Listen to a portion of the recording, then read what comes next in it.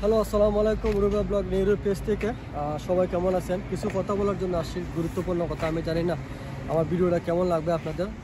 পরকীয়ার বিষয়ে কিছু কথা বলবো। দেখেন, আমরা জানি ফ্যামিলি আনতে গেলে বাংলাদেশে কতটুকু কষ্ট করতে হয়, দিন শেষে পরিশ্রম করতে হয়, তারপরে ফ্যামিলি আনতে হয়। এখানে খাস করতে 12 ঘন্টা 8 ঘন্টা, তারপরে কিন্তু ফ্যামিলি এই দেশে আনতে হয়।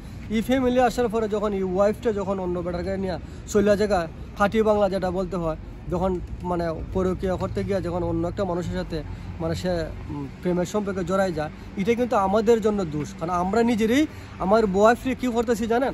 আমি টিকটিকে ঢুকাই দিছি, টিকটকটা আমার একটা স্কুলে ঢুকাই দিছি, ভর্তি করে দিছি। তারপর হইতেছে যে আপনার সোশ্যাল মিডিয়াতে আমার বউরে নিয়ে আমি সেলফি তুলতেছি।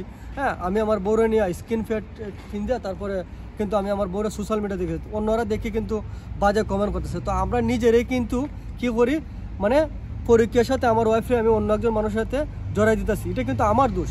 সো আমার ভিডিওটা ভালো লাগলে অবশ্যই লাইক কমেন্ট শেয়ার দেবেন। আর যে জিনিসটা বলবো, অবশ্যই আপনারা ওয়াইফের ক্ষেত্রে সোশ্যাল মিডিয়ার থেকে দূরে রাখবেন। কারণ এইগুলোর থেকে কিন্তু ইউরোপের মাটিতে আমার ক্ষুদ্র এখানে দেখেন, আমরা কিন্তু অনেক কষ্ট করতে হয়। দিন শেষে কিন্তু পরিবার যখন নিয়ে আসি বাংলাদেশ থেকে, এখানে কিন্তু অনেক কাজ করতে হয়, তারপরে কিন্তু বাসা দেখাইতে হয়, স্যালারি কিন্তু খুব বেশি দেখাইতে হবে, তারপরে কিন্তু আপনার ফ্যামিলি দিতে হবে। ফ্যামিলি কিন্তু আপনি হুট করে আনতে পারবে না, মিনিমাম আপনার একটা লং টাইমের একটা সময় আছে। আপনার 1-2 বছর লাগবে আপনার যদি বাংলাদেশ থেকে ওয়াইফ আনতে গেলে। এই ওয়াইফটা তো আমি এই জিনিসটাই বলবো যে হোয়াটসঅ্যাপ, ফেসবুক এগুলোর থেকে সবসময় দূরে থাকবেন, এবং সোশ্যাল মিডিয়ার থেকে কোনো সময় আপনারা ফ্যামিলিকে আপনারা এগুলোর থেকে মানে জড়াইবেন না, এগুলোর থেকে সবসময় দূরে রাখবেন।